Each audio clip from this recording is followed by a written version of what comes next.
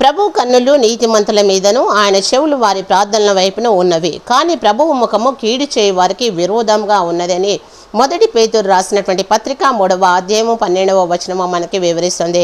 ప్రభువు కన్నులు నీతిమంతుల మీద, ఆయన చెవులు వారి ప్రార్థనల వైపు ఉన్నవని. దేవునికి ఎందరైతే ప్రార్థిస్తారో ప్రతి ప్రార్థన కూడా దేవుడు వినివాడైంటున్నాడు. ఎలీషా ప్రార్థించక దేవుడు విని ఉన్నాడు. అదేవిధంగా పుట్టి గుడ్డువాడైనటువంటి బర్తిలోమై ప్రార్థించినప్పుడు దేవుడు తన ప్రార్థన విన్నాడు.